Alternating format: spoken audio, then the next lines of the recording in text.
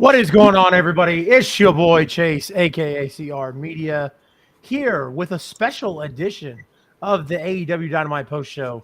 Where it's Yes. going to be AEW Dynamite, and oh wow, that was really loud. This will be AEW Dynamite and Rampage post show. A special So once-off edition. Yeah. that's a special once-off edition. So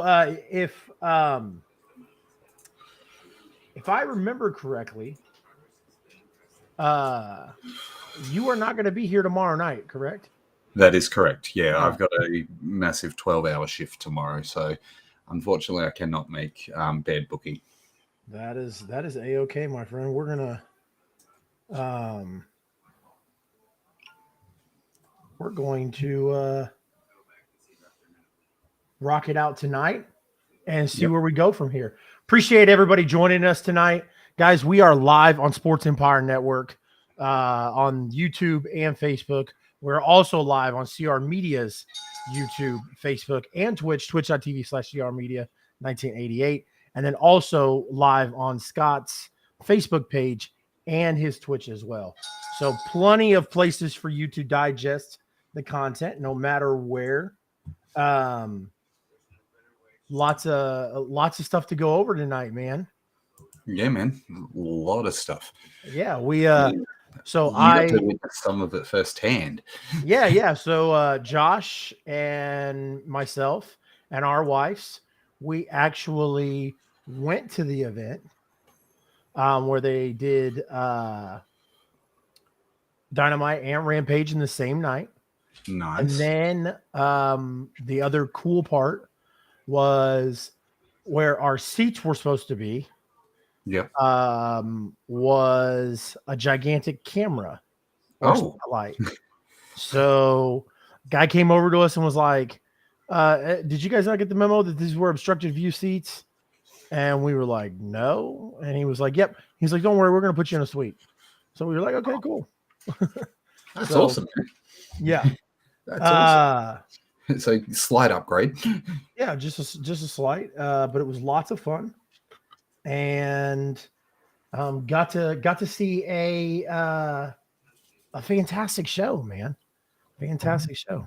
It really was this week. Dynamite. Just yeah, that card was great. I don't know what else there is to say about it. That card was actually great. So, and it's funny because it's funny to me because Tony makes a comment about it every time they come to Kansas City. Like, Yeah. hey, like, and like it's crazy because Tony will be like, last time we were here in Kansas City, he's like, this, and this happened. And I'll never, ever forget one of my favorite Dynamites of all time, the Go Home show for Revolution of 2020, in February of 2020, where we had this match, and this match.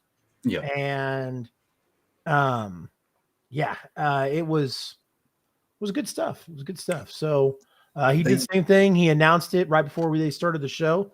He was like, hey guys, always exciting when we come back to Kansas City. We've got a great show playing for you. And here's what else is going on. So, I mean, even Rampage was damn good. I've just got finished watching that, but even Rampage, for what it was actually decent, and it wasn't a strong card on Rampage, but it was actually decent. Yeah. I thought the same thing. I thought it was a damn good show. Very excited to talk about it. One of the cool things I do want to talk about before we get in there was I went to the bathroom during the show, and this was hilarious. I come back, and there was a guy with his kid in the suite who was holding the I-70 Hot Tag Championship. And then Josh and my wife told me as soon as I walked in, they were like, yeah, he watches the Hot Tag. That's awesome, man. and he's actually in the Discord. So That's awesome. He's in your Discord. He's a fan of your Hot Like 70 hot tag. That's amazing, man. yeah, it was pretty awesome. So shout out to everybody in the chat: Mick Thomason, Steven Chambers, Mouse, Matthew, Matthew Holland, Jakey Boy, Hunter, Stephen Chambers. yes.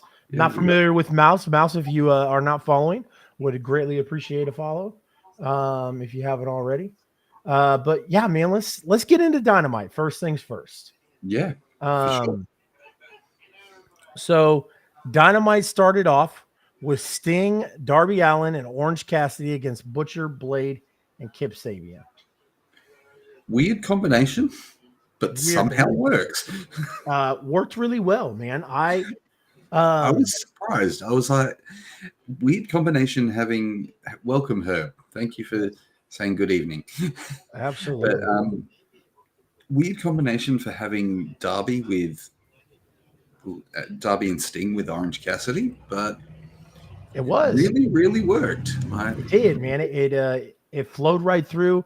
And I'll tell you what, man, myself and the other gentlemen that were in the suite were very, very excited to see Sting, especially like some of us older guys or, middle-aged guys, if you will. So seeing Sting live for the first time in 20 something years was pretty awesome. So would have been amazing. Man. I do want to shout out Herb Simmons. Herb is a friend of the I-70 hot tags. We are going to be at Herb's. Herb is a promoter for SICW, which is South Illinois Championship Wrestling, and Illinois is right next to St. Louis, Missouri. So they are doing their Fan Fest in St. Louis, Missouri on May 13th, where the I-70 hot tag will be there during the Fan Fest. So we're super excited. Super shocked that Herb is super shocked that Herb is up this late. I know Herb just had a show today. Hopefully everything went well. Good luck to those guys. I did see some spoilers online, and Josh and I will probably talk about some of those on Thursday for the I-70 hot tag. Awesome, man. Going to be a weird I-70 hot tag because I'm going to be in Los Angeles, California. Yeah, you're going to be doing it remotely. I am. But yeah, but you're also getting set for one of the biggest weekends of your life. Yes, yes, agreed. Where you get to possibly see a brand new champion crowned. Not hopefully, we better. It's time. It's gonna. Agreed. Agreed. It's gonna be over with. I'll see Herb's dropping spoilers in there. I like it. So this was very interesting. He had Tony Atlas, and Cowboy Bob Orton at SICW tonight, and they won the tag team championship. So I was gonna wait. I was gonna wait, but Herb went ahead and spoilers because the show's happened. So, I guess it's not really spoilers, but it's spoilers for those who haven't seen the show. Yeah. Of course, everybody's favorite part of the match, at least from the people I was around and there with, we saw Sting do the Orange Cassidy. Yep. Which was absolutely hilarious. Completely dig it. It was great. We have talked so many times on this show, and I will continue to sing Sting's praises. You get a lot of older guys that come in, want to put themselves over, want to make the show all about them, and to a certain point, rightfully so, right? Like those guys paved the way. But at some point in time, you got to start, giving back, if you will. Yeah. Otherwise, when you're dead and gone, you've left the wrestling fans to want nothing but for you. And that's great. That sounds great in a selfish way, but this is not a selfish business. And I mean, Matthew yes, Holland pointed this out just now. yeah, I want to take an opportunity to highlight this. Sting is 64. yeah, man, Undertaker was 57. yeah. I was sitting Like, there. I was sitting there talking with Josh, like, that big question of when we were younger, Sting and the Undertaker, who who's doing it? Who's who yeah. would win in the biggest fantasy matchup of all time that we never got to see? The only people the only winner in that is the people. Yep. The fact that we And would have got the match would I have was been joking with somebody. I was like, well, Taker tapped out. I mean, it's done. Taker's retired at 57. yeah, And here's Sting at 64 years old. And he looks amazing. still smashing it. Yeah, Yeah. still looking good. Like, Still putting over young talent. yeah. I mean, okay, he got the win in that match, but Yeah. he still was putting over the talent, and he still puts over the talent as well. Yep. He doesn't just he doesn't put it like he doesn't aim to be the main guy who's there to take someone else's spot. Yeah.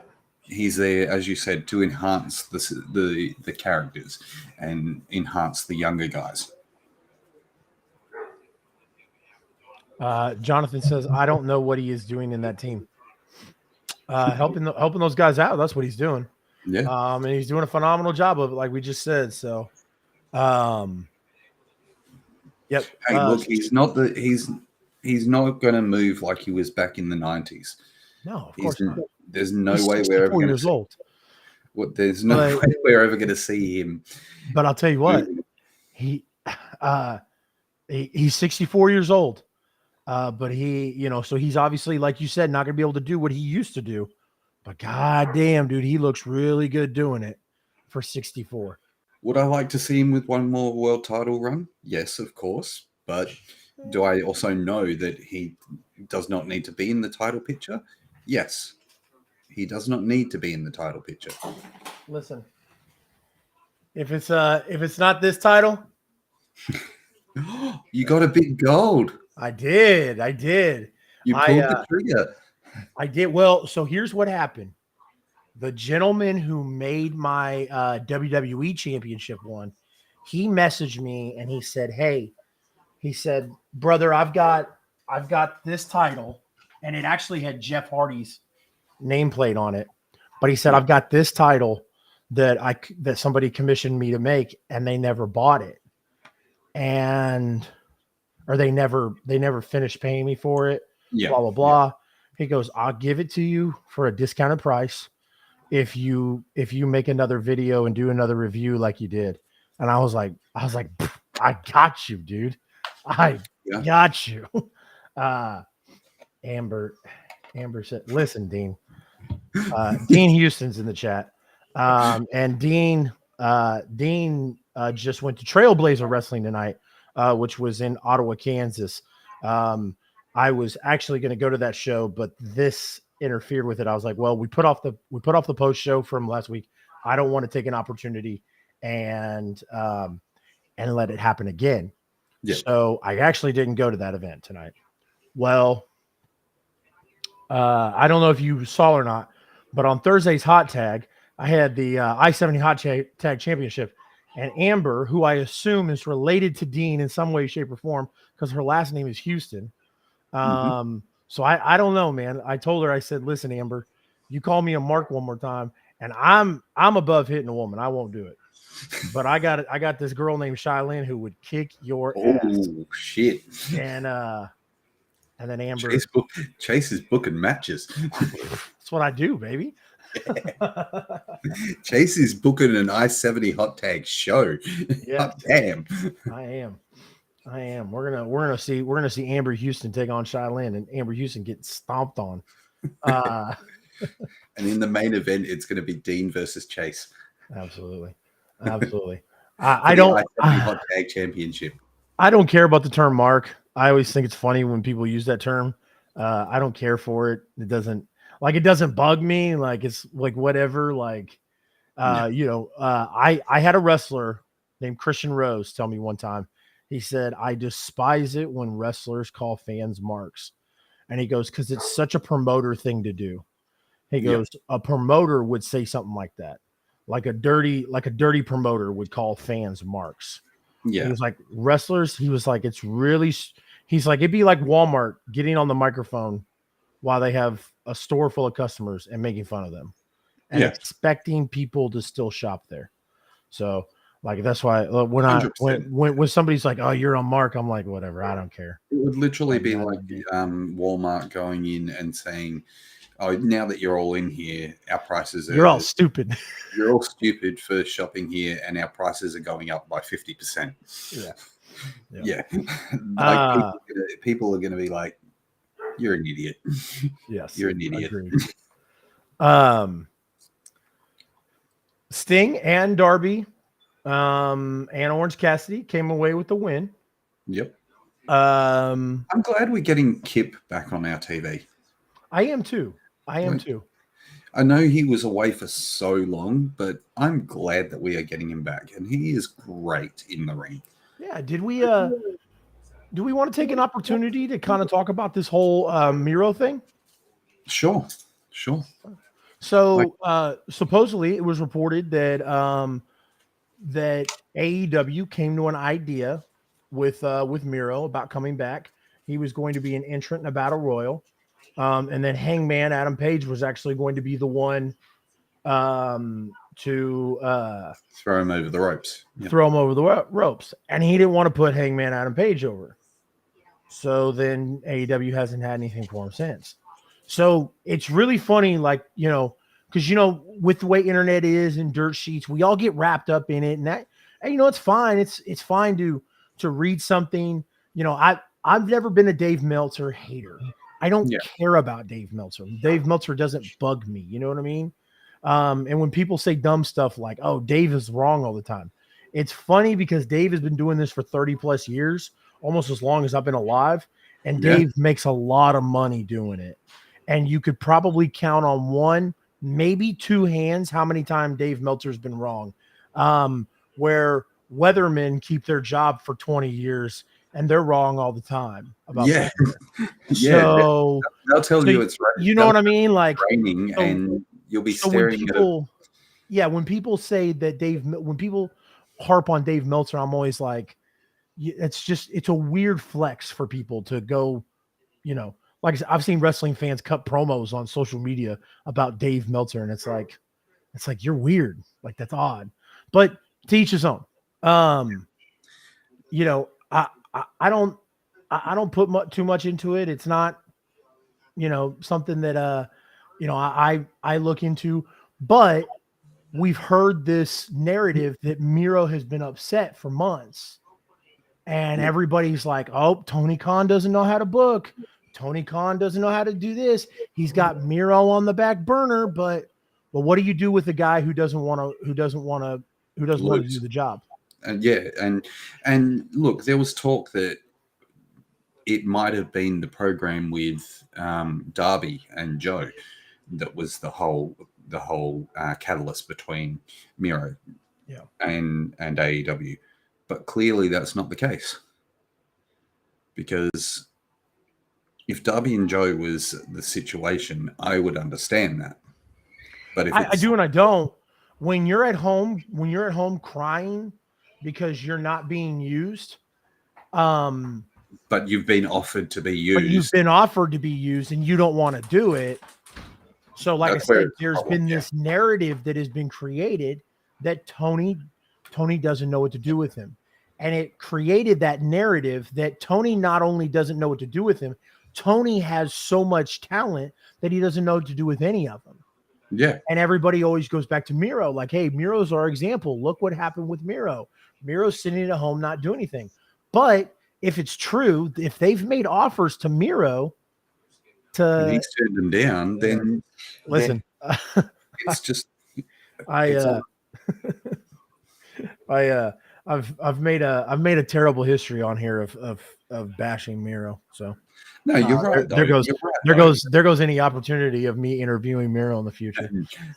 But look, the thing is, you're right. It's one of those situations like they've offered him opportunities to come back, and he's not taking that up. Allegedly, they've offered him opportunities to come back, but he's not taking that, and he doesn't want to take those opportunities. Allegedly, Yeah. And if that is the case, then that's just poor workmanship in my eyes, because you've got an opportunity to go to work. You've got an opportunity to do the thing you say you love. Get out there and freaking do it. Yeah. Agreed. Right? You know, you don't change the business from sitting at home on your couch. No. So is what it is. Yeah. So the and yes, Stephen, you are right. The longer Miro is not on TV, the more it does not look good for him. Yeah, I mean,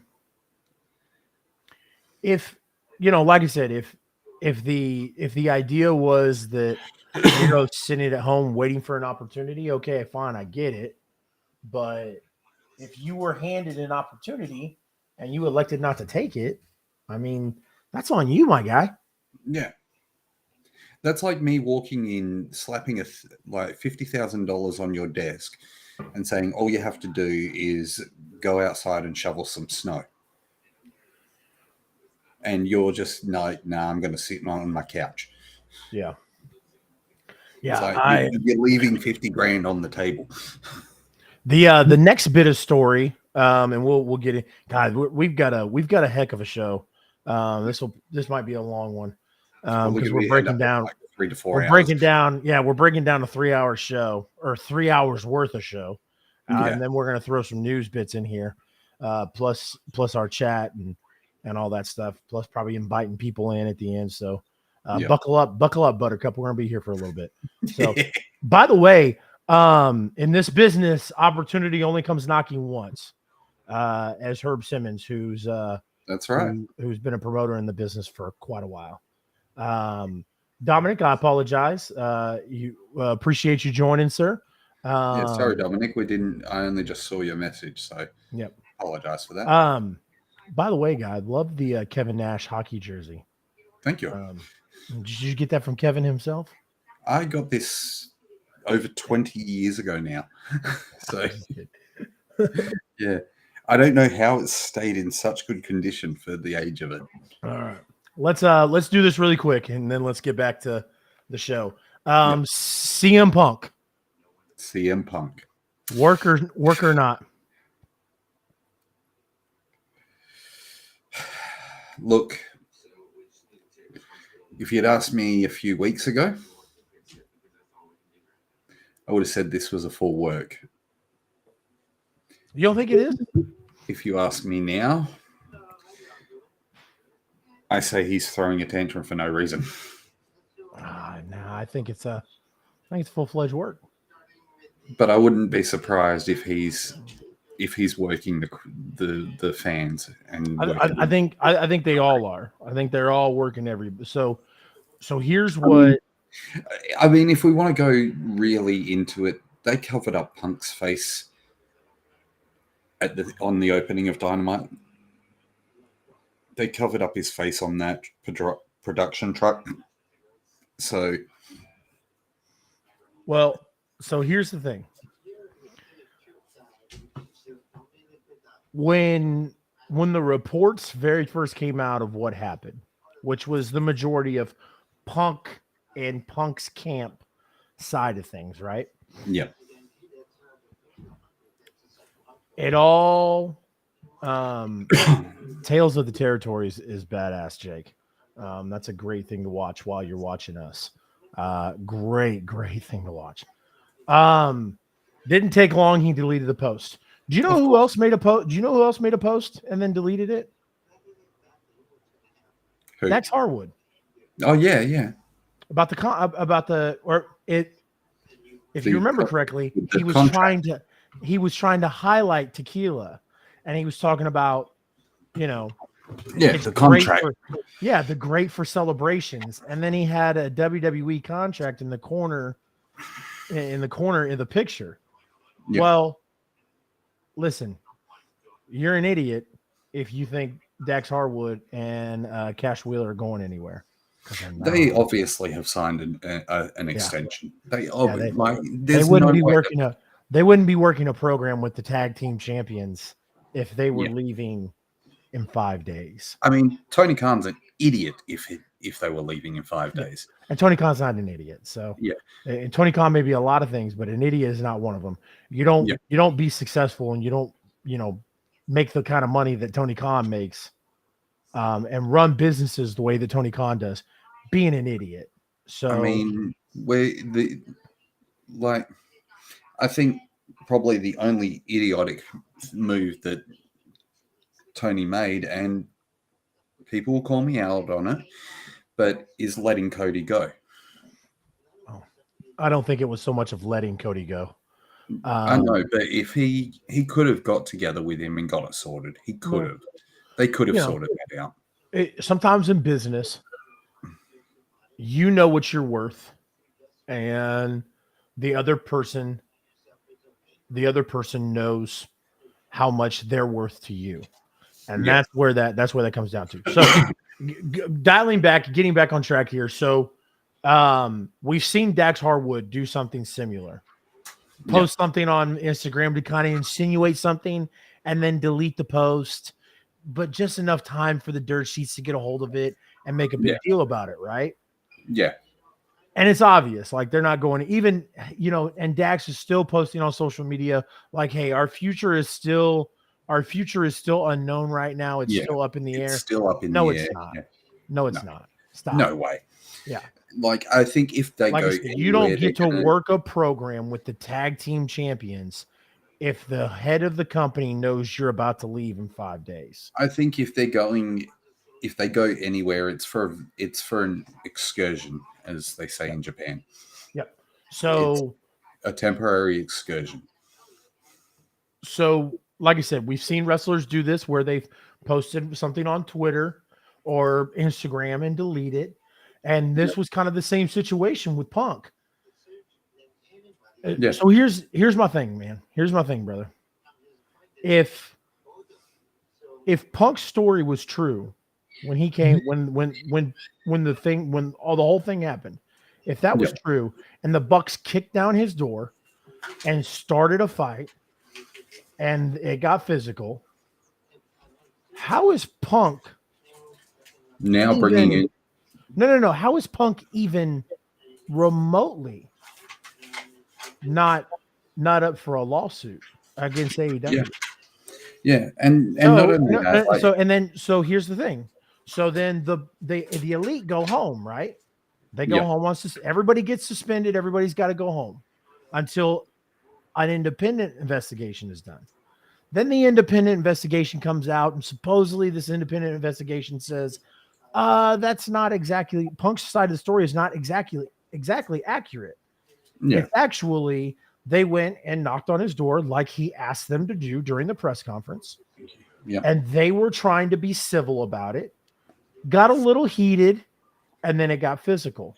Yeah. Guess what? If that's true, AEW doesn't have to be scared of Punk and a lawsuit. Exactly. Punk is gone. And Punk is gone and fired. And then also, why do we have now Punk involving Moxley in? So we'll get to that because I'm not done. Okay. So Punk. So the independent investigation comes out, and Punk's camp was wrong. Yeah. And then, so then this story makes the elite look not as bad. It makes Punk look like a cancer, a problem. What he's been, what they've tried to paint him as is the, in WWE and AEW. As the bad guy of the wrestling industry. Yes. Yeah. And they don't fire him. Instead, they leave him at home. They've talked about a buyout, But nobody wants to pay somebody millions of dollars to fire him. And especially considering the recovery from injury is supposed to be just maybe a week away. Why do things start adding more? And Mr. Graves is in our chat. Mr. Graves mentions that he had AEW pop into his stream. Yep. And I agree. There's possibility that they have worked things out, and we are getting an angle out of this. Yep. We're getting, because as I said, why bring up Moxley? The whole Moxley situation. All I'm saying is that, Jake, and that's fine. You can think that Punk is not coming back, but man, I've got a bridge to sell you too, brother, because it's just weird to say maneuver if they let him go. Because here's what happened. I said, why? I asked a friend of mine. I said, why has AEW not fired him yet? Yeah. Why have they not bought out his contract? Well, they don't want him going to WWE. So you're cool with a guy sitting at home that you're going to pay millions of dollars to sit at home so he doesn't show up on WWE, but yet you let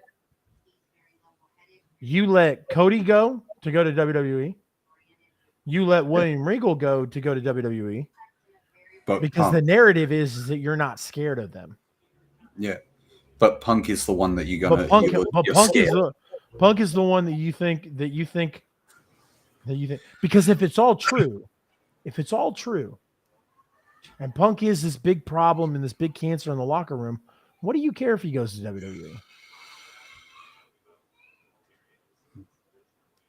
Yeah, I don't know. I mean, it's weird.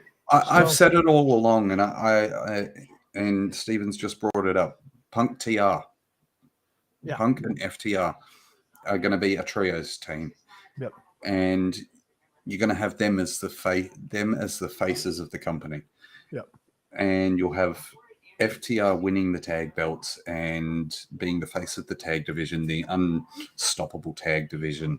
And then you're going to have Punk coming back and probably not winning the world title straight away, but eventually getting it back and holding it hostage and going, I am the top of the mountain. I am the best in the world. I am the guy who you tried to cancel, essentially. Yep. Jake, FTR's announcement next month is going to be that they signed a multi-year deal with AEW. So yeah. Yep. And we know that Tony would be stupid to let them go as well. As much as I'm not a massive fan of FTR, I know they can put on bloody good matches. Well, and everybody has clamored to the idea that they're Triple H guys. They're not Triple H guys. They never were. They were Triple H guys. Triple H was fond of them. Yes, absolutely. But the thing is, FTR were always Vince guys. They were never Triple H guys. Yes, they started out in NXT, but they were always a Vince idea. They were the idea of what Vince had back in the day, in the late 80s, early 90s. How do I call the police in Australia?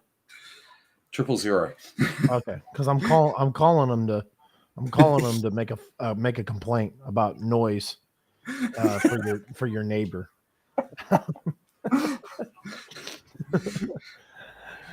But yes, Graves, you're right. A CM Punk heel turn would be a massive draw. It would be, but would it be a heel turn? It wouldn't be a heel turn in the traditional way. Yeah.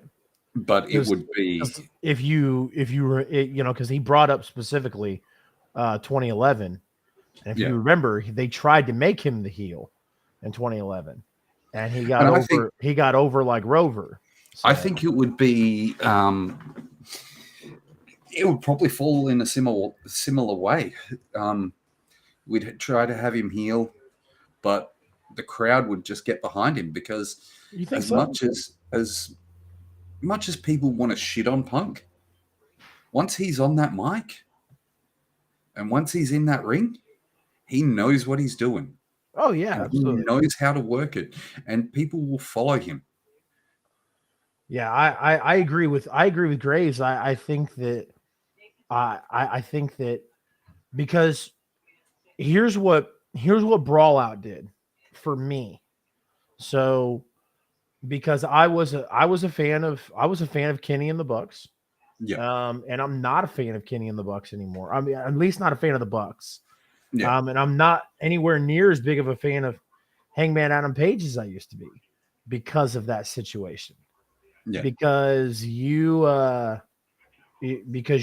made it a point to pull your stroke that you have in AEW. And I've asked this question to a countless amount of people. People who are very anti CM Punk and anti, oh, he's a cancer, he's a poison, he does this, he does that. And I say, okay, let's take CM Punk out of it. If you're a free agent and you're thinking about going to AEW and you watched how The it was a gang mentality, right? Yeah, It was us versus you. And who won? yeah. It looks bad. If It it's looked bad not from if a like I said, if it turns out to not be a work, you yeah. have a very bad look on you because you've got 3 prima donnas running your locker room. It looks very bad from an independent point of view. Yeah. Coming into a company it it's like applying for a job and you go to the company, you go to the bosses, and they're all sweet talking you and like we're like a family here. And then you go to the workers and they're all shit canning each other and they're shit canning the bosses. Yeah. So here's my thing. And we'll move on. One last tidbit on it. If it's not a work, then how come this one little stupid thing that was said by Dave Meltzer caused Punk to open his mouth on social media? Yeah. And my friend was like, well, maybe Punk signed an NDA. And I go, if Punk signed an NDA, They're at least 5 years, those NDAs. well, so here's the thing though. If he signed an NDA for that, then why hasn't AEW let him out of his contract? Yeah, and NDAs are at least 5 years. Usually when an NDA gets signed, then they say, okay, now we're going to part ways. Yeah. Nobody's parted ways yet. He's still a part of the company. He's still a part of the roster. And NDAs are usually a minimum of 5 years. So yeah, there's no way that this would be so brought I up. just found that really weird that Punk, that this one stupid little thing that Dave said about Rocky 3 or Rocky 2 or whatever, made Punk get so upset that he felt like he had to do something on social media. But all the fans and everybody, Seth Rollins, all these guys who have posted on social media about how Punk is a cancer and a poison and he's Rollins more, to AEW confirmed. I mean, all these little, everybody who has had their opinions on it, who put Punk on blast on social media, he hasn't said anything to. Nothing at all. Yeah. But this one little comment about Rocky, I don't know. It was weird to me. So that's all I'm saying. Yeah, no, definitely. Let's get back into this. We're not even past the second segment of the show. I know. We got the guns, Austin and Colton, versus Top Flight. And speaking of FTR, FTR came out after this because after Top Flight lost, they got into a scuffle with the Kingdom and went backstage. So FTR came out and ran the promo and said that if they're going to, or they want the match with the Guns, the rematch with the Guns, I should say. Yep. And if they lose, they're going to quit AEW. Yep. When's this match supposed to take place? I'm guessing it's supposed to be in April sometime. Yep. So But are we supposed to believe that FTR is working past April 1st without a contract? Yeah. And then face the Guns at Revolution. And then or take not Revolution, but Double or Nothing in May. Double or Nothing in May. Yeah. They're gonna work without contracts until May. Until May, and then I'm sorry, but I don't believe that. Like, if that's the case, then Tony's an idiot. If that's the case, but like, Tony's an idiot if he's really letting the Guns work. I mean, how many times have we seen, and we saw it a lot in the 90s, wrestlers give their word, then show up the next week on a rival company. Like we had he let Cody do it, but that was because him and Cody were negotiating. Yeah. So, and I mean like it's not completely out of the realm, but he also knew that Cody had made up his mind to leave. So, and Cody did the right thing on the way out. Yeah. Cody actually did do the right thing on the way out. He put someone over. He didn't just go, fuck it. Oh, there's my first F-bomb of the day. Yeah. We're 49 minutes in, and it's taken me that long. Yeah. But he's gone, stuff it. I'm going to keep putting someone over, even though I'm out of the company. Like, he's going to put the company first. And Cody did the right thing. Yeah. Yeah, no, and like you just mentioned, I mean, we could potentially see FTR do that, but I don't see FTR. I don't see that in this day and age, to be honest. I really don't see it in this day and age. Yeah. Things are too dangerous for that to happen. Yeah. Agreed. We got Renee backstage with Jade Cargill, Mark Sterling. You think they're gonna hold this Taya Valkyrie feud out till Double or Nothing? I don't think it'll go till Double or Nothing. I think it'll probably come up in a few weeks.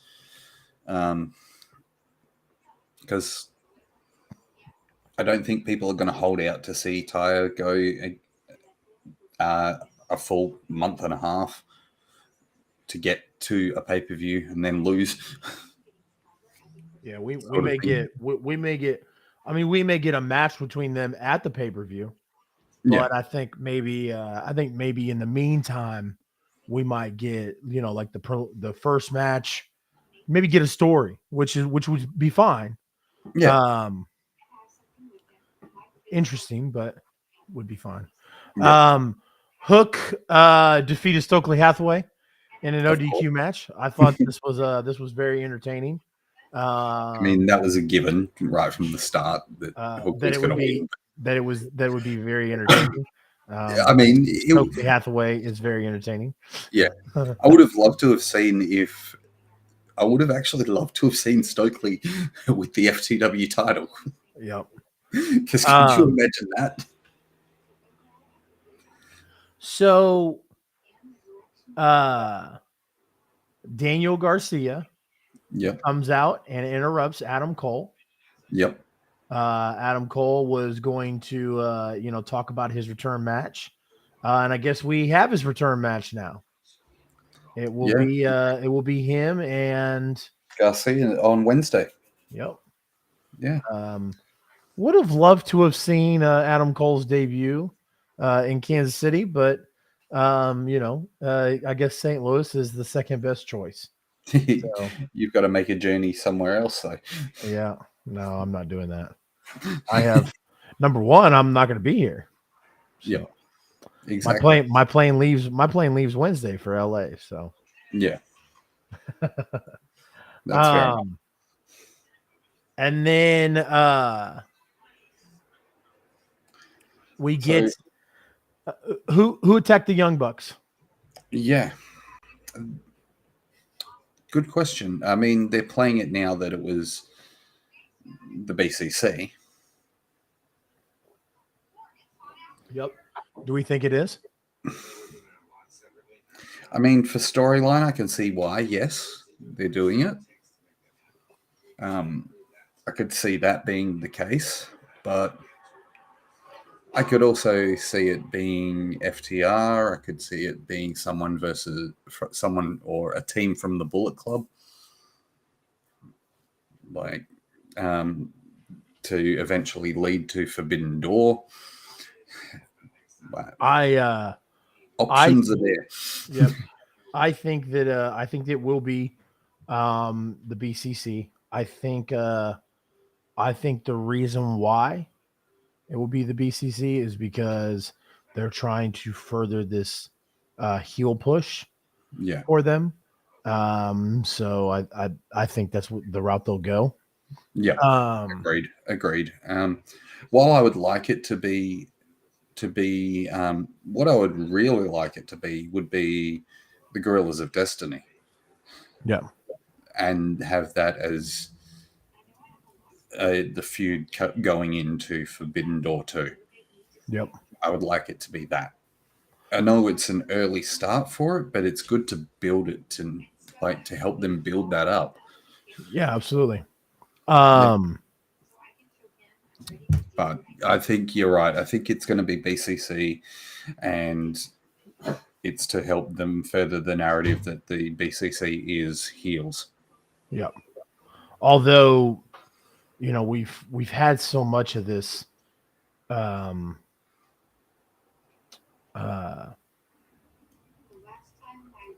I wanted to take a second to say that I feel like AEW has done so much better, especially like with this past show.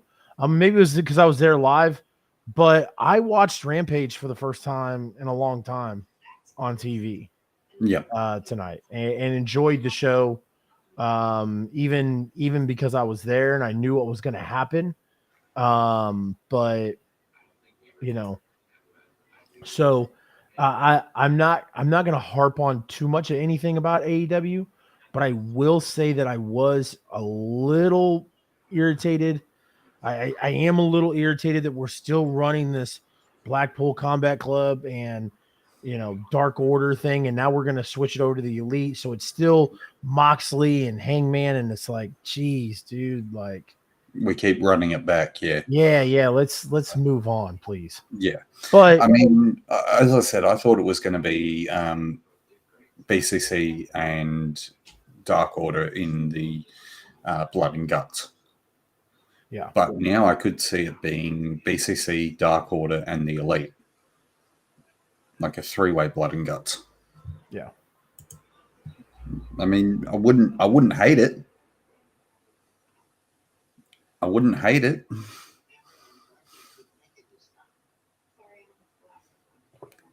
Yeah, I agree. Because it would add depth to each of the stories, but Yeah. So we set that up because we got Moxley and Stu Grayson, yep. which was great.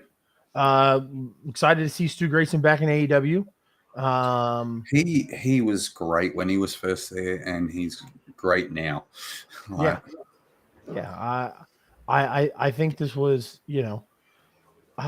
it's very cool to see like when wrestlers obviously Alan Angels wanted to go try something else, Yep. so he did, and then now he's back as Stu Grayson, and I'm cool with that. Yeah. But I was very excited to see him. I thought him and Moxley's match was good. But like I said again, right after the match, Moxley With the beatdown. and with the BCC are Going in for the beatdown, and yep. well, didn't get a chance to have the beatdown because you had the Dark Order make the save or get in there before he could do that sort of thing. Yes. Yeah. Um, Although I got to ask you, how was the crowd receiving Mox when his music played? oh, it was well received. Yeah. Yeah. He was Yeah. cheered. Oh, absolutely. That's how it came across on TV. He was cheered. Yep.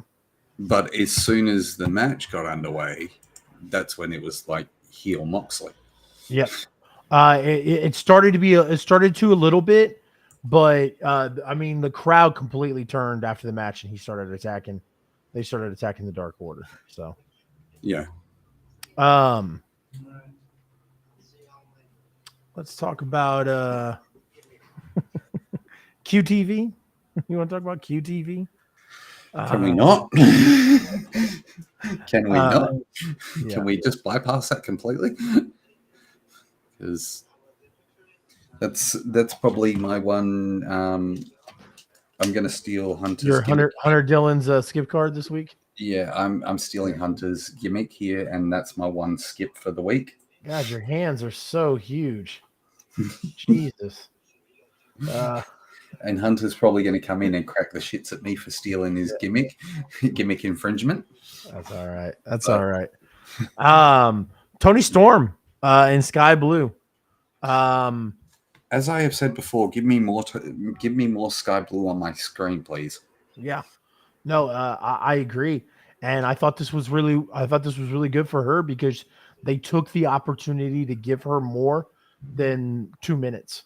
Yeah. The match was long. The match was long for a women's match. It was long. Yep. I dug it. We didn't just get a 5-second beatdown from Tony Storm and it was over. We got a quality match out of it. We got something where they actually put a no, I won't sue you all. I'll just require $100 worth of Hungry Jack's French fries and chicken nuggets. Hungry Jack's is Burger King, in case you're wondering. I did not know that. That's hilarious. Yeah. I'll go into a story on that later. But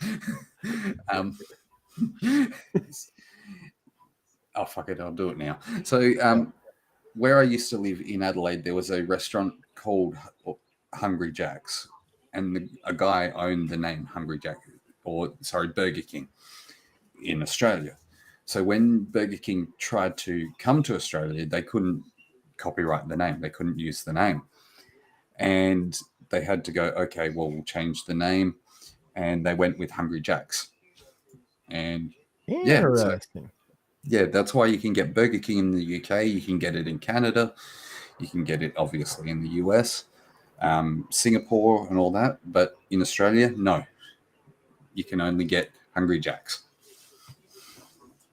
Interesting. I did not know that. Yeah. My camera just froze. Oh, that's why. I was like, what just happened? No, that's interesting. I did not know that. Yeah. Learn something new every day. A little bit of a history lesson for you. Yeah, I know. If my wife heard that, she would be like, why don't you tell your friends that their stories are stupid? No comment. I always joke with her. I'll tell her because she'll always like tell me like this weird like history thing, and I'll always be like, great. I said, that's awesome. I go, there's 30 seconds of my life I'll never get back. And I was like, and my brain is a very sensitive muscle. So when I'm trying to remember important shit, like, you now have that fact in your head. Yeah. When I'm trying to retain important information, like how many matches Shawn Michaels has had at WrestleMania and what all type of matches they were and blah, blah, blah, and the theme songs of all these pay-per-views I've seen, I'm going to lose that important stuff and remember this history lesson you just gave me that I don't care about. Yeah. I'm a good husband, guys. I promise. He tries to be anyway. Main event time. No, Well, we did no, no, no. we did get the doctors checking on Stu Grayson in the back. Yeah, And the Blackpool Combat Club attacked them. yeah. But main event time, and boy, was it a main event.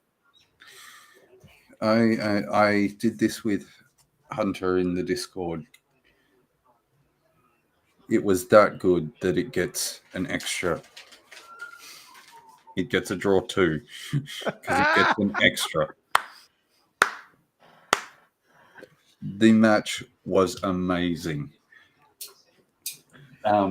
Jake requested the rating for the match, and hot damn, it was at least an 11.5. Whoa. It was a hot damn 11.5 quality match. It was up there alongside Kenny's match with Osprey. So, everybody who, if you guys want to know how I do my ratings, if you guys follow Dave Portnoy on social media, he is the owner and CEO of Barstool Sports. He does a thing called One Bite, where he tries different pizza places. One bite, Yep. everybody knows the rules. So if you want to know how I grade matches, how Dave grades pizza is the exact same way. Okay. Something that's really, I think the highest score I've ever seen Dave give a pizza was like an 8.6. Okay. Because it, like Dave's logic on it is, if you give something a 10, then Nothing can be better than it. exactly you'd have to stop eating pizza. Nothing else can earn a 10. Yeah. You've literally had the perfect pizza. So, and it's the same thing with wrestling. So when I do my and this is what I always try to drop knowledge on Jakey Boy. Yeah. If you, Jesus Christ, Matthew, is there anybody's birthday you don't know? He doesn't know mine. Wild, bro. That's so wild. He just dropped Dave Portnoy's birthday in the chat. I But don't. Matthew doesn't know my birthday. That's the one doesn't? birthday he doesn't know. Huh. He knows yours. Oh yeah, absolutely. Absolutely. Yeah. So, Um, but that's why I've tried to drop that knowledge on Jake. Like that's how I'll do it. So if I had to grade that match, I would give that match a 9. Most definitely. look, if I'm going legit rating style, I'm putting it at a 9.5 Yeah. because I'll take that. it was I'll take that. almost perfect. Yeah. It was freaking scary when he did that bloody dive through the table, and like he literally grazed his head, and if he didn't, he missed it by not even a millimeter.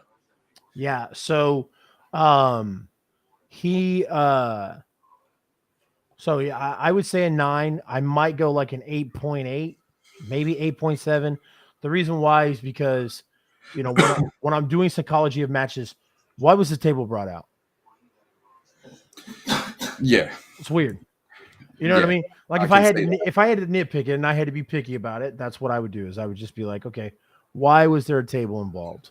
Because there was a table spot. Yeah, There had to be a table spot. And look, that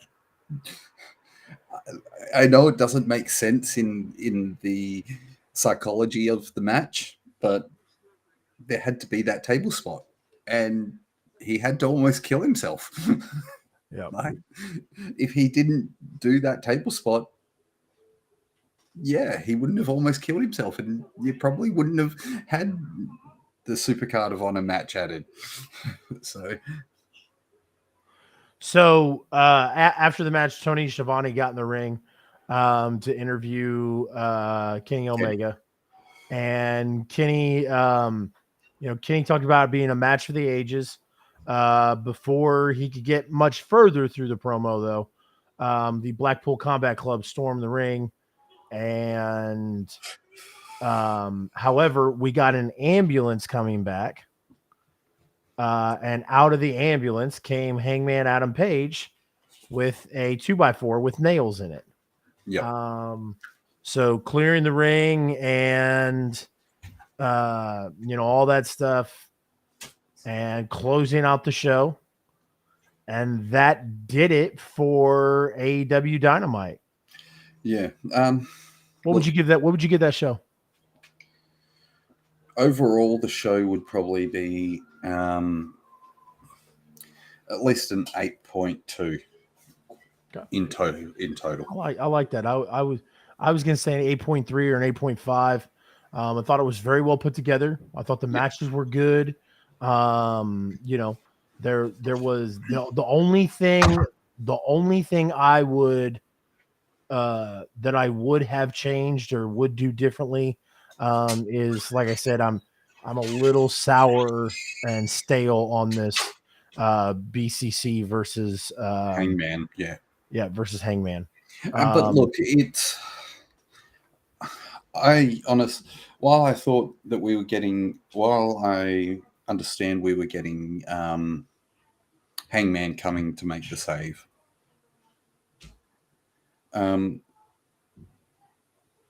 thought we were going to get maybe the Dark Order come out to do something to help out as well.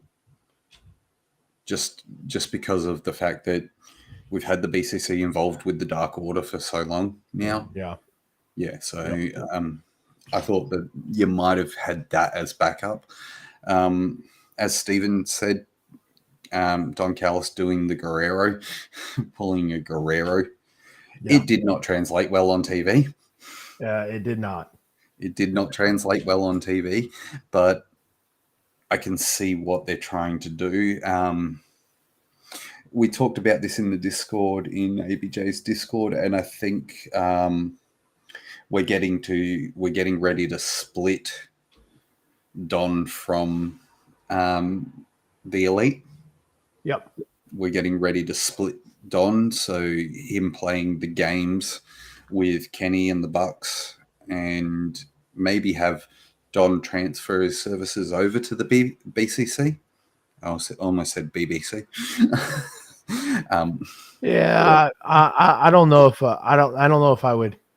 I don't think it would work. No, him going over to the BCC. No, I think if they were going to do Don Callis turning on someone or turning with someone, this is where you bring in Switchblade. This is where you bring in Switchblade and you go, Kenny, you're no good. You're not good enough anymore. And you set up Kenny versus Switchblade. Okay. I can see it. So that, like I said, that'll do it for Dynamite. I think 8 is a pretty damn good solid score for a weekly television show. Yeah. Weekly television shows to me typically don't make it past the 6s, just because it's a weekly show. But I enjoyed this one. I rewatched it, saw it live. The Hangman, the Kenny and Viking match was really fucking good. It was solid. Like there was points. It was scary as shit, and like I said, it was as good as his match with Will Ospreay at Wrestle Kingdom, and like Kenny, that spot at Wrestle Kingdom with the turnbuckle, that table spot reminded me of that. Because if he'd been that millimeter off, just a millimeter off, or one split second off, and it could have been disastrous. It could have been the end of his life / career. Yeah, It was it like I said, it was a very good match. That spot was scary. Was glad it worked out. Um, you know, I'm keen to see more of Vikingo in either AEW or ROH. If we get more of him, fantastic. I am down for it. I'm all for seeing it. absolutely.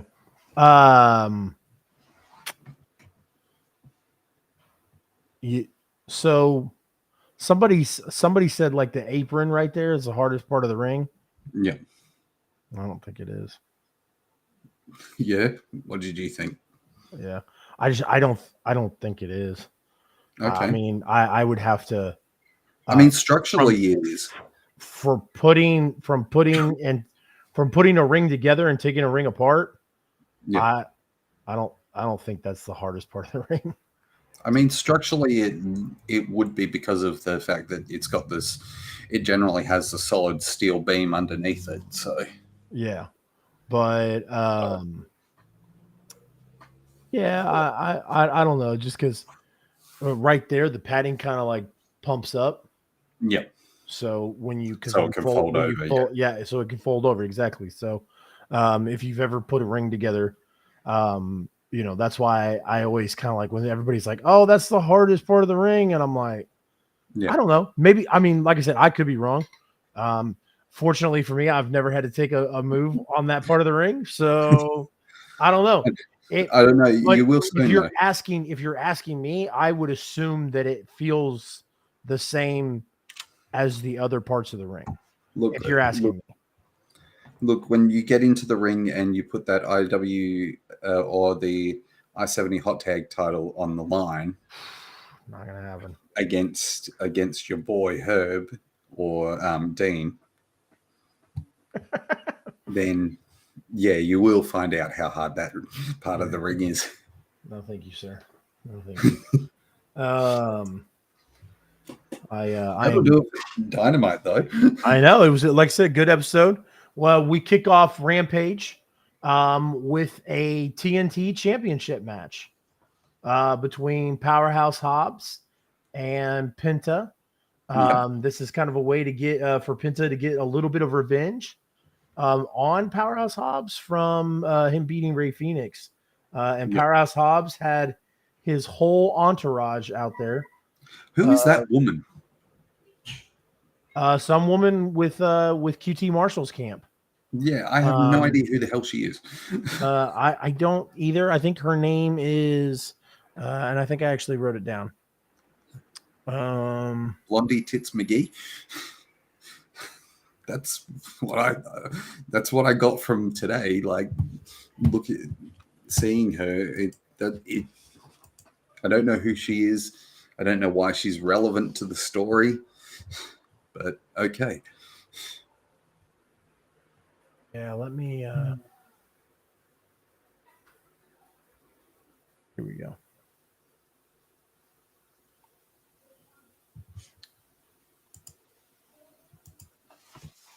Oh, yikes. Oh, What? nothing. I'm being a dick. So um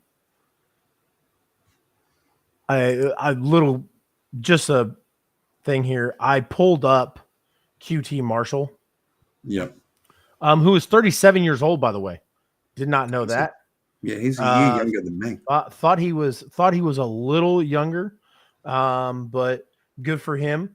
But I pulled it up because I was going to search for the stable members, and his Wikipedia page pulled up, and it said he was trained by Bubba Ray Dudley, Devon Dudley, Larry Sabisco, Scott Hall, and Chasen Rance. Not a good look. No.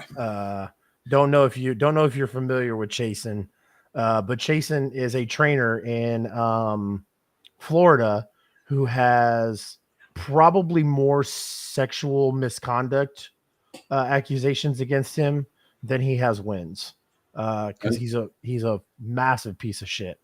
Fair enough. Yeah, hung around with Teddy Hart. That's how much Oh, of a piece of shit he is. yeah. Just getting to Stephen's question. Yes, Pac is sidelined with an ankle injury. He suffered it at Revolution in the Casino Tag Team Royale. Okay. Yeah, so he's been out since then. I was wrong. That was 2021. So I was wrong. I do not have the name of the woman written down. Thought I did. Oh well. QT Marshall was able to pick up the win. After the match. So Park is out because of a broken nose. Yes. Not an ankle. Sorry, the ankle was back in 2021. It's a broken nose. He re-injured the ankle. Yeah, but he may have re-injured the ankle, but he's also got a broken nose, so he's out with a broken nose at the moment. Again. Okay. Again. Yeah. Right. That dude, so many broken noses. The poor guy. Yeah. Ray Phoenix came out with a hammer. Speaking of Pac, kind of running back that old story they did. So Ray came out with a hammer to help his friend out. So I thought that was an interesting tidbit. Are we going to see Pac back and them have a trios team again? Are we going to see that? I don't know.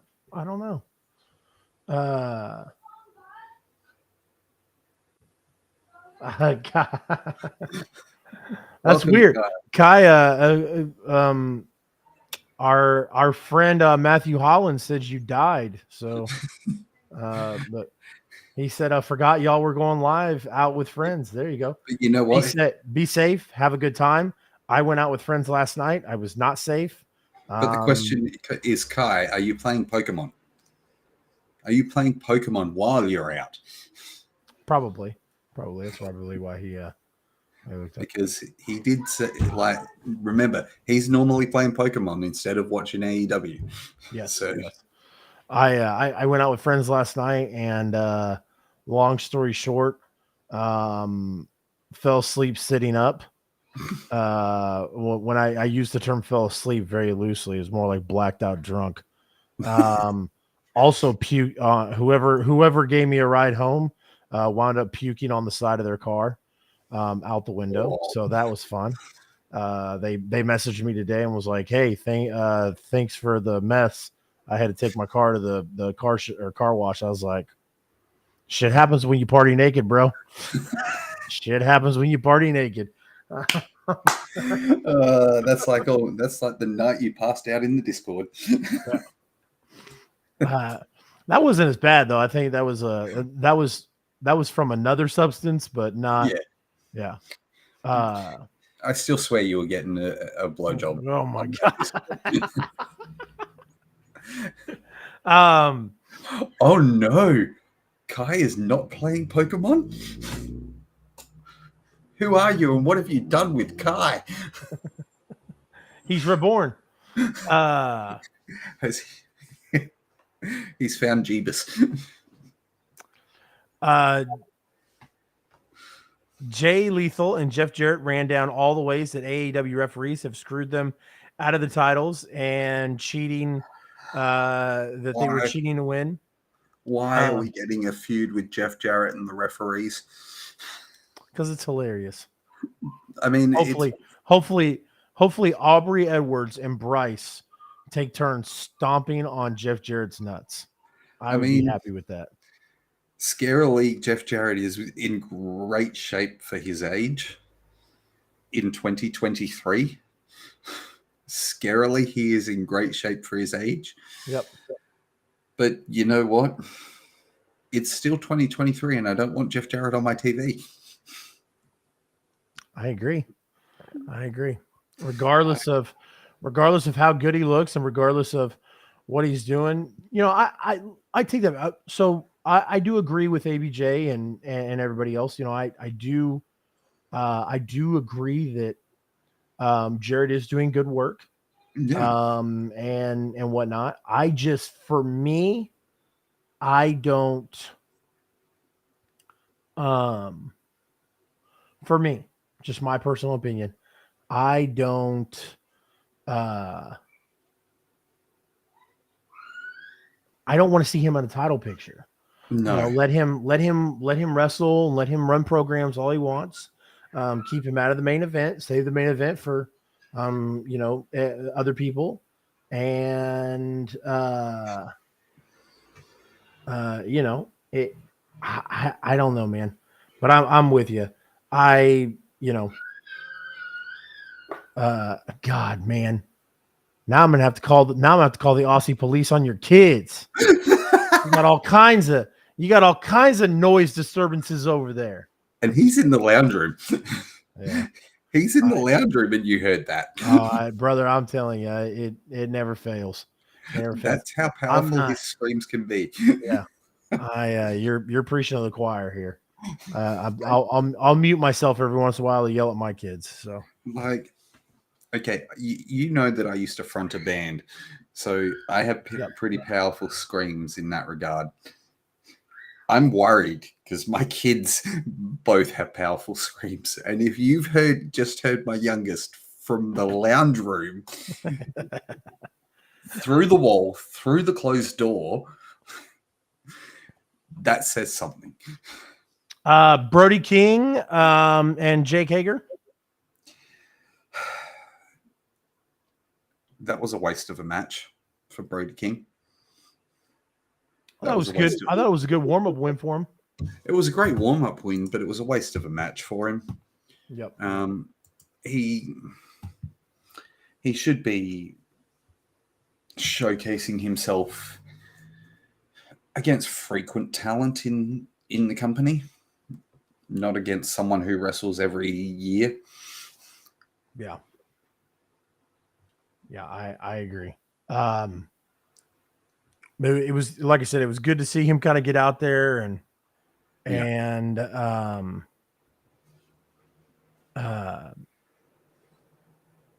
very interested to see where they go with the Jericho Appreciation Society and the House of Black.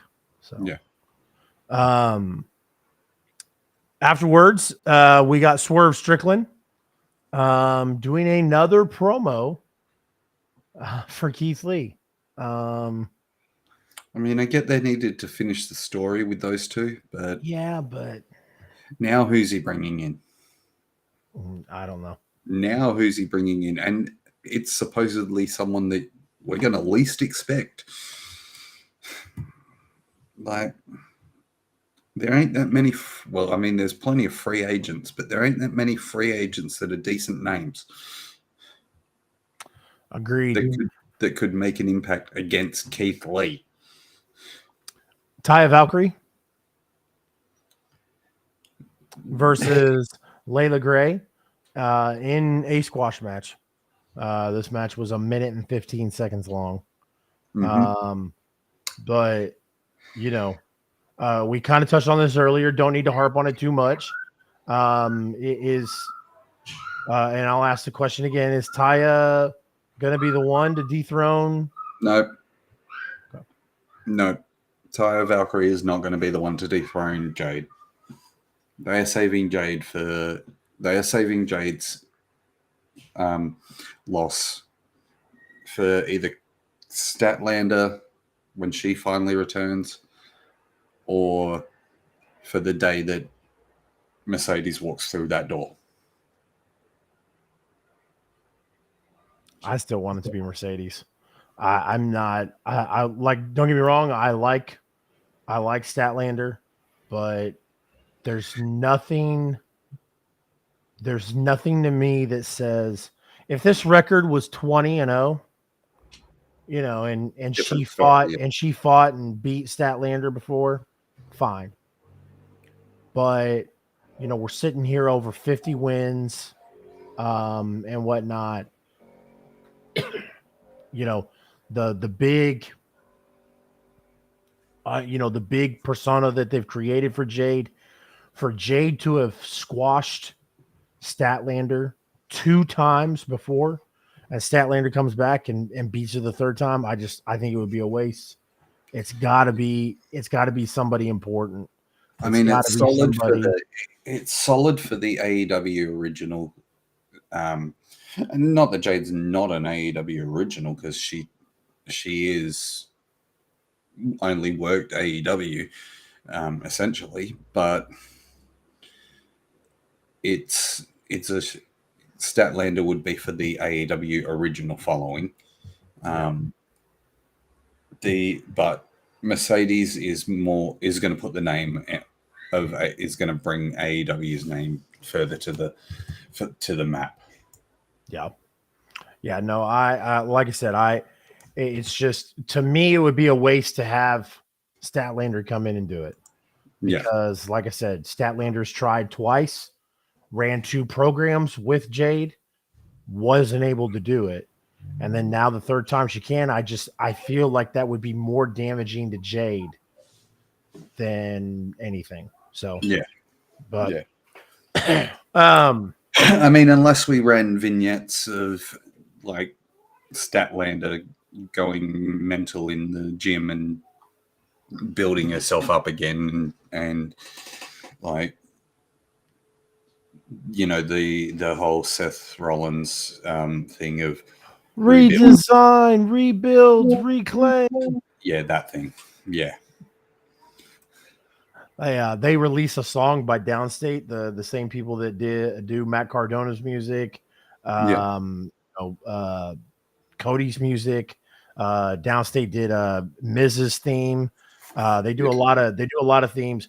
They released a song for Seth's return called Redesign, Rebuild, Reclaim, and WWE never used it, and it sucks. What?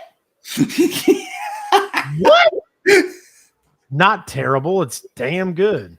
It's awesome. I mean, it would probably be better than his current theme, but yeah, it was. I mean, it was the same. It's the same theme. It's just they added words to it. Yeah. So they but it's a great song. Forget what Scott says. Scott, I did that just for the shits and giggles, just to see your reaction. Oh, okay. All right. I was gonna say we're not taking an advice from a guy who worships a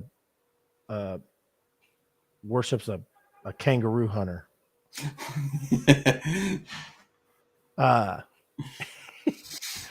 Main event match, guys. We're gonna break this down really quick here. God, dude, I can't believe we've done this in an hour and 30 minutes. Hell yeah! I know. I'm surprised.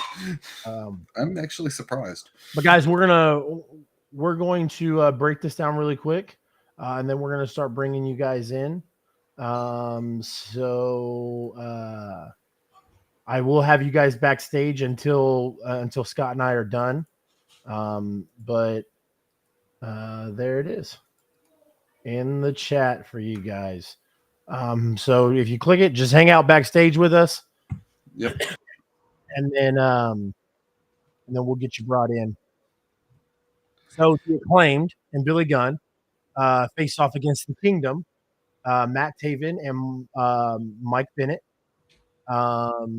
with Maria Kanellis. Love Mike Bennett. Was the crowd reaction flat? No, because it sounded very flat on TV. No, I mean the Kingdom are obviously, were the heels, so I mean, like, they got a heel reaction, but I mean I wouldn't say it was flat. It sounded very flat from what I saw on Rampage. Like when I watched it, it sounded flat. Could be just because the audio might have made it sound flat. I don't know, but obviously you were there, so different story. Yeah. No, like I said, it definitely wasn't flat. I could see possibly, there being an issue with. I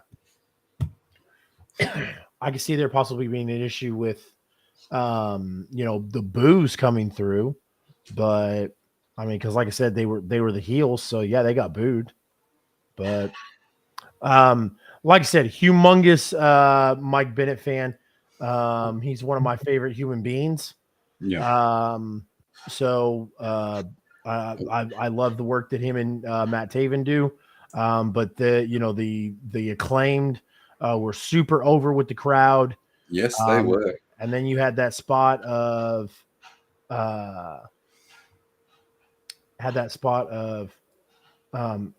Matthew. You did a video of tantalizing Tony. Didn't he ban you from his chats? Did you ask him about that when you met him?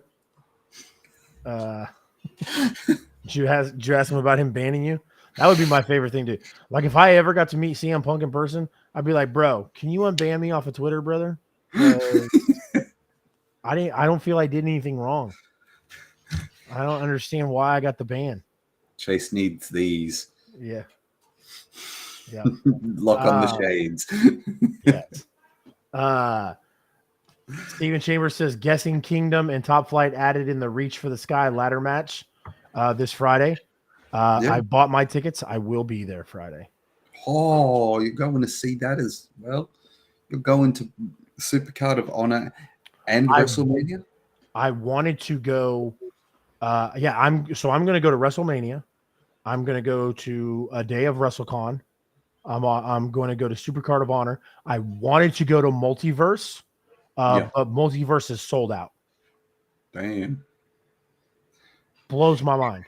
I mean, like, cool. That's great. Like, I'm glad it sold out, but I couldn't believe Multiverse sold out. Supercard of Honor is not sold out. I guess because they hadn't announced there was a few matches that hadn't been announced for Supercard. So yeah.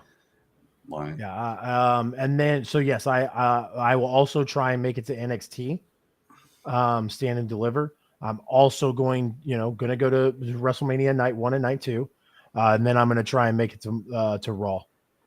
You're going to be royally fucked by the time you get back. Yep. Yeah, pretty much. Pretty much. But hey, man, what is life? This is why we do these things. Yes. So Top Flight came out and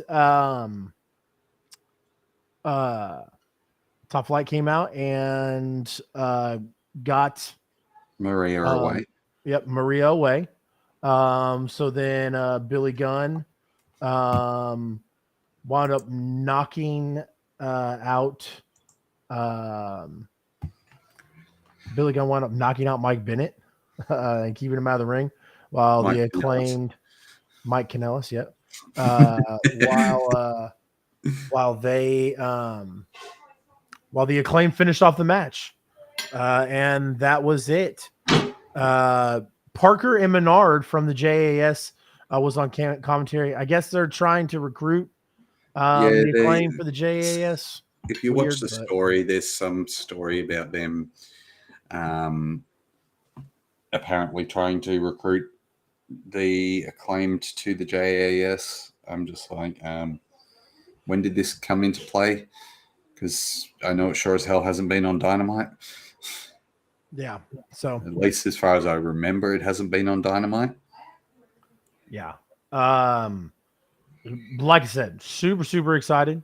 It was a damn good event, both Dynamite and Rampage. Thought it was very good. Like I said, came back home, watched both shows, and they held up watching them. Because when you're there live, obviously your excitement's live a little is bit a more. Different experience. Yeah, live. So that's what I wanted to do. I wanted to rewatch them and be like, okay, were they really that good? Was it really that good, or was it only because I was excited because I was there? Yeah, live you've got the hype. You've got the hype of being there. You've got the hype of the adrenaline of the show and seeing everything in person. Rewatching it, you can then go, okay, I may be wrong. Like, it's like going back to when I was in a band, we filmed a lot of our sets because live, we thought it was fantastic. It was great. But rewatch it, it's like, okay, there was things that you can improve on or that needed work. Yeah. So that'll do it for Rampage and Dynamite. Wow. Crazy, brother. We did that. we did 3 hours of coverage in an hour and a half. I like just over an hour and a half. Yeah. I like it a lot. Guys, the link is in the chat if anybody wants to join. We have one person. We're gonna give him 2 minutes.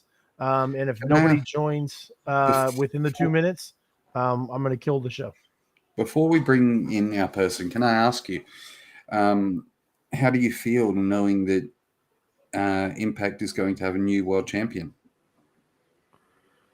I don't know, man. Because Josh Alexander's out. Yeah, I know. Which I haven't had an opportunity to read. I know he's injured, but he also posted something on social media about taking a step back and and going and being with his family. We talk about we have touched on this, and we talked. I had a wrestler who's really dear to my heart, in the Kansas City or in the Missouri Midwest area, named Matt Fitchett. We were going to get that Matt Fitchett and Davey Vega Grindhouse tag team against Motor City Machine Guns, and we didn't. Because Matt Fitchett needed to take a step away for his mental health. And for as amazing as that match would be, Matt's mental health and Matt's health is what's more important. For sure. And it's the same thing here. For as much as it sucks, mental health is majorly important. I was looking hella forward to seeing Josh Alexander in some capacity next weekend. But it doesn't look like that's going to happen, and that's okay because he's got to focus on him. So, no matter what the injury is, and if his mental health is affected by that injury, dude broke his neck and was out for years, and then came back, and is arguably one of the best wrestlers in the world right now. I mean, this may be super unpopular. I actually enjoy a little bit more of Josh's work than I do Kenny Omega's. And fair call. Like, look, he's more of a technical guy than Kenny, definitely. But I can see why you say that, and I'm not going to hold it against you. Definitely, the stuff I've seen of his, it has been good quality matches. Like, I don't think I've ever seen one that's been really a bad match. So, to move on, because I see our friend in the waiting room. Yeah, buddy. Anyways, so before we move on, the reason why I want to just do this really quick. You guys know I like planting seeds, and I like giving you guys Easter eggs on this show, because 9 times out of 10, Josh is asleep. He's not watching this, so he won't know that I do this because I've done it multiple times.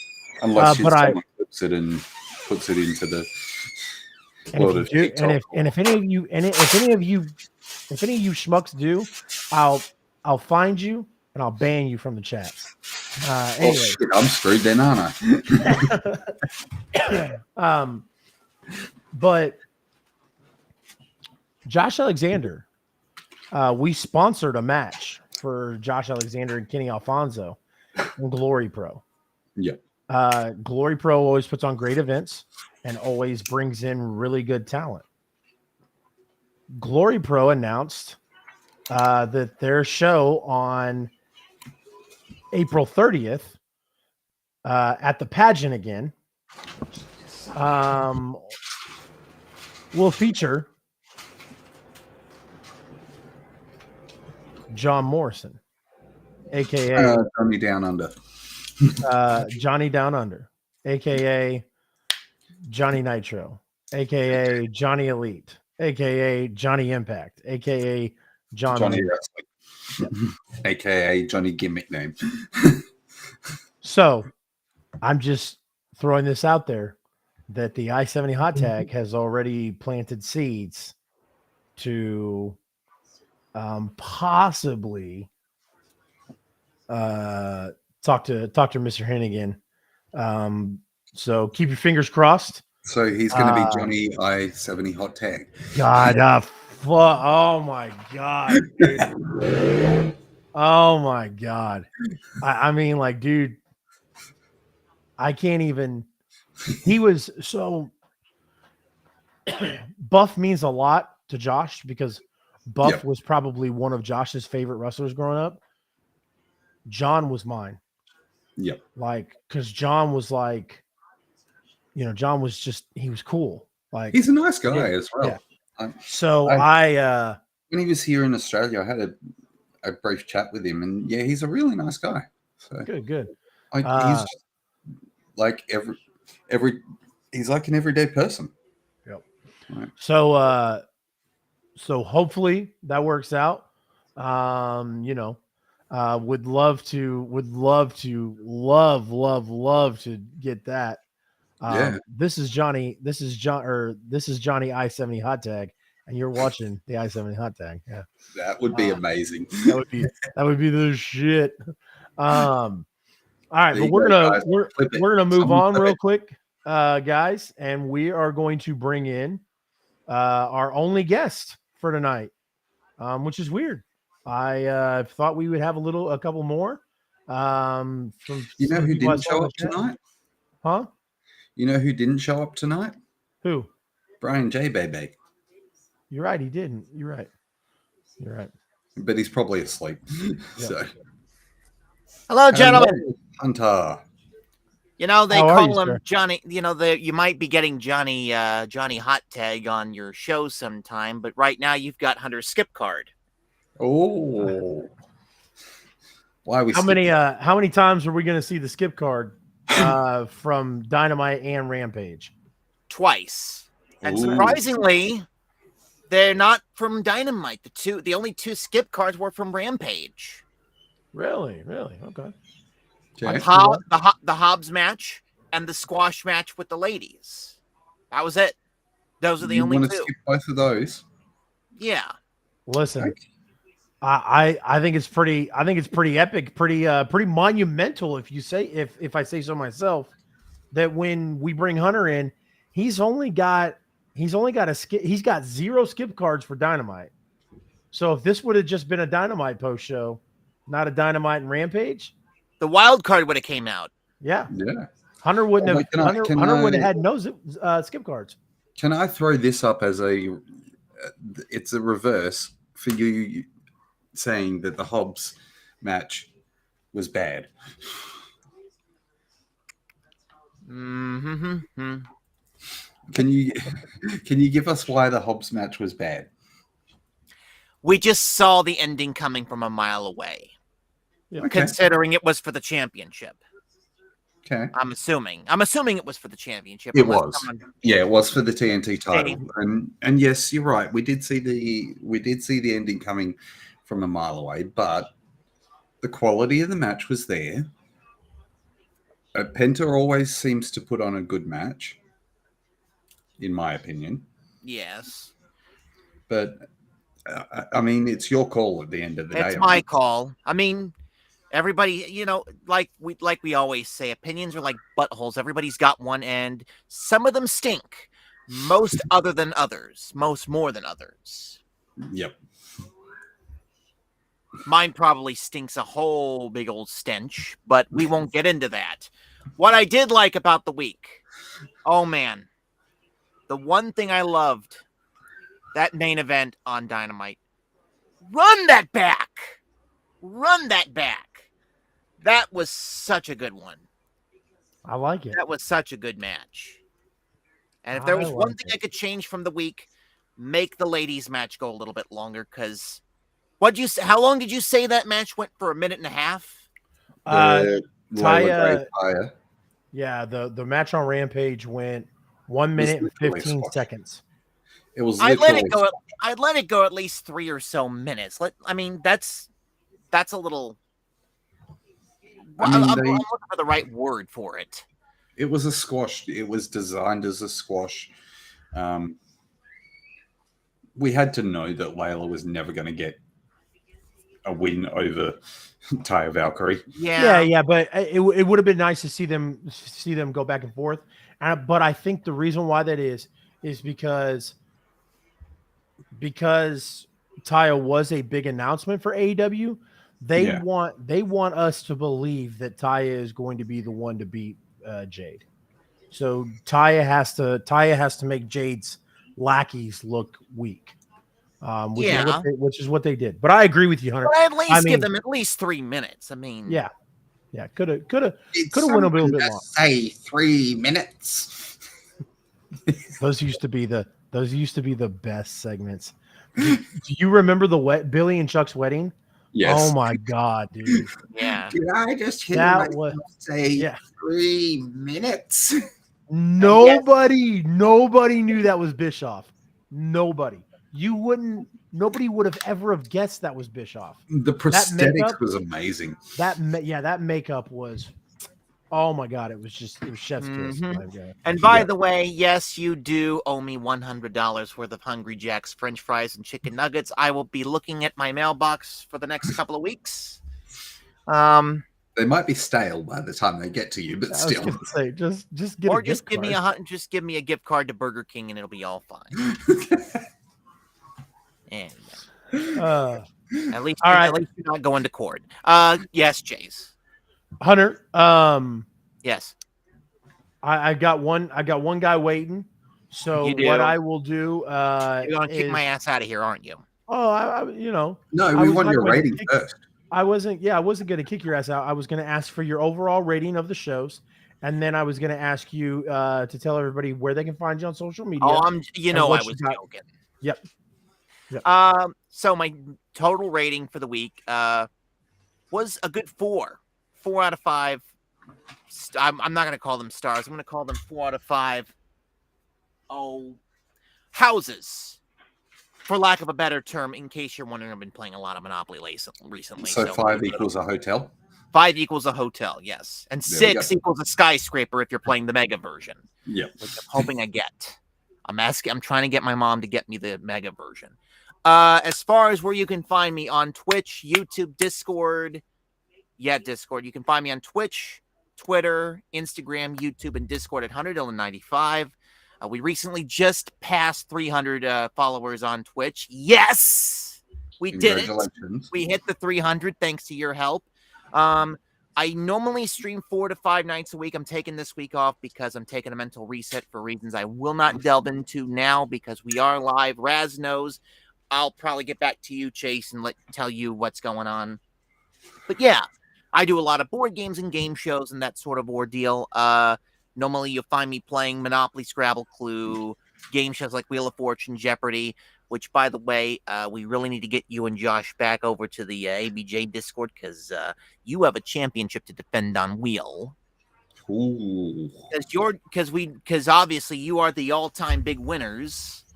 Agreed. But yeah, that's where you can find me. You'll probably see me do some tomfoolery or making a fool out of myself in some sort of way. But other than that, yeah, that's it.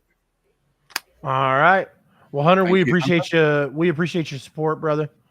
We appreciate you hanging out with us, and we will see you tomorrow night for Bad Booking. Tomorrow night. Well, you'll see me in the chat. You won't see me in here because I'm not the 5th man around here. Correct. I have too many skip cards to give out for Dynamite. I'm not going to do it for everything. Anyway, Tea and Honey, Chase. Tea and Honey. If your voice box ever gets raspy again, Tea and Honey. Okay. Oh, by the way, wherever you are, don't be a skip card. Okay, guys. There you go. Hunter Dillon, everybody. Appreciate you, sir. Thanks. Thank you. All right. Dominic. What's going on? Dominic, are you alive? I am. All right, perfect. All right. I am, but barely. I am literally laying in my bed right now. Okay. I mean, it is past midnight over there, so. Yep. It's exactly 1:09 in the morning here. Yep. Fair enough. So Dominic, tell us what you liked about Dynamite tonight, or Rampage and Dynamite this week. Well, I wasn't really able to watch Dynamite, but I did watch Rampage tonight. Nice. And what'd you think? Well, I did the match I didn't really like at the was the last minute match between Taya and that other chick. That was Layla literally Gray. like a 30-second match. Yeah. It literally looked like a 30-second match. Yep. It went a little bit over 30 seconds, but yeah, I feel you. I mean, Hey, it felt DM. like 30 seconds to me, but it was a minute 15, like you said. Yeah. Dominic, did you get a chance to catch any of Dynamite this week, or? Well, I was doing work. I was at work, Okay. so I was doing a closing shift that day. So Gotcha. Well, Yep. we highly recommend going back and watching it if you can. Especially that main event. Yep. I Absolutely. did see some highlights, but I didn't watch like the actual show. Yeah. But I main did event see is- highlights. The main event is definitely a match you want to watch from that show. Yeah.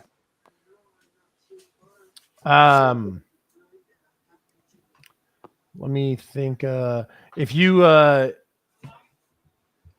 could, what did you like about Rampage tonight? I like the match between the actually it was in the beginning of the show. I actually liked the TNT title match. Yep, Penta versus Hobbs. Yeah. Yep. And then eventually Ray came out. Ray Phoenix came out like at the way end. There you go. I like that. So,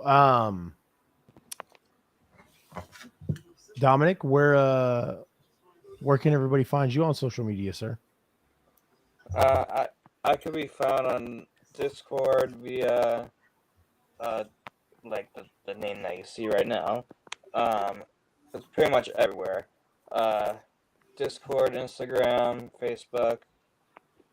I'm not on Twitch yet. I don't even know how to do Twitch at this point, but I am on like all the other socials and stuff. Gotcha. Cool, man. Gotcha. You post any controversial tweets or anything like that, or? No, I just like to watch Twitter and stuff. Awesome. Yeah. Awesome. All right. Well, Dominic, we appreciate you joining with us tonight, man. I'm not surprised that people haven't really showed up at all tonight. Like only like a few people came in. I know. Yeah. I know. I wonder where like ABJ is and all that stuff. I think he's He probably doesn't want to passed be out, to here. be honest. He was up pretty late last night. He was Yeah. up till like at least 7 this morning. So, yeah, he was up pretty late. Was he like streaming or something? No, he was just in the Discord. Oh. Yeah, he was just in the. We were in the Discord for because I got home from work and I was in there for at least a good 3 hours, and he was in there the whole time. So Yeah, I usually see everybody in the lounge at around like 11-ish, around 11:30 at night.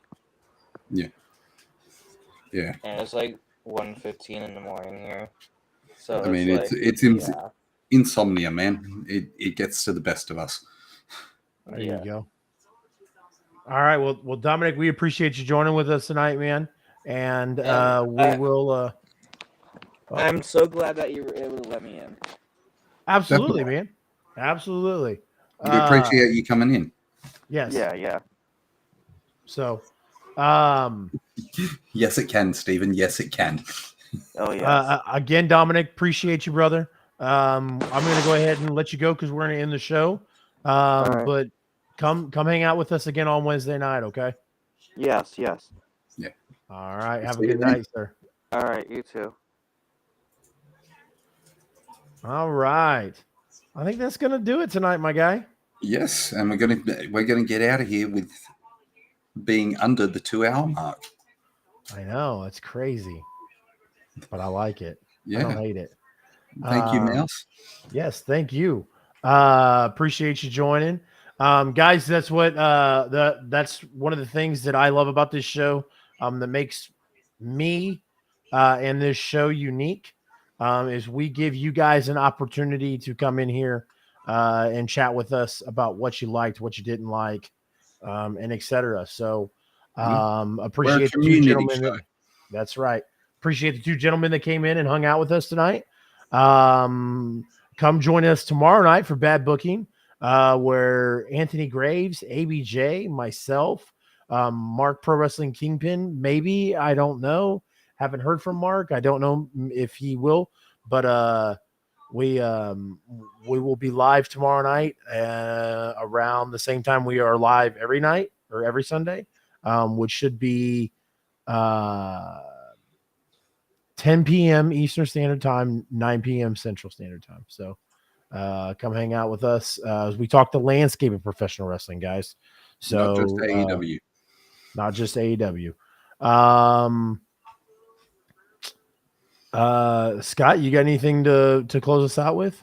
You can find me at RazDarkWolf on TikTok, on Twitter, here on Twitch. Yeah, that's about it, really. And I mean, Chase is going to be very, very busy boy next week, so there probably won't be a post Dynamite show on Wednesday, unless there will be. There will be. I'm planning on it. Yep. Okay. I'll have my laptop and I'll have my Wi-Fi hotspot. So Awesome. I am planning on us still bumping. So I was wrong, and we are going to be doing next week. So make sure you're here on Wednesday, or if you're in Australia, Thursday next week. And see, the time change is going to be weird for me. Yeah. Because I'm still going to be working on some days. I did take some vacation time for this. But yeah, man, it's going to be weird. So we'll yep. But I mean, it's not a massive time change, is it? No, it's 3 hours. Okay. Yep. Yeah. That's good. Yep. That's good. Or 2 hours, my bad. It's 2 hours. Yeah. Yeah. Yep. But yeah, no, I'm excited. It's going to be very fun doing this show from Cali next week. So yeah, man. I'll actually be I think I'll be a lot closer to you actually in Los Angeles. So. By 2 hours, you'll be closer to me. Appreciate everybody joining with us. Real quick before we close out, guys. If you guys didn't see, the Discord link is in there. Come join the community in the Discord. And then also all the socials. Make sure you follow on all of it. Trying to build those numbers up and trying to, it helps out with not just followers, guys, but it also helps out with algorithms. The more followers and the more likes you have on stuff, obviously, the more and the more you guys interact, push you out. Yep. And then the more the algorithm will push it out. Yeah. So the more you guys interact and the more you chat, the better it is for us and the more content you're going to get. Absolutely. Scott, you got anything else, sir? No, sir. All right. Well, ladies and gentlemen, my name is Chase, CR Media, as you may know me. My good friend Scott, Razdark Wolf here. This has been a special edition of the AEW Dynamite Post Show. And as always, good night.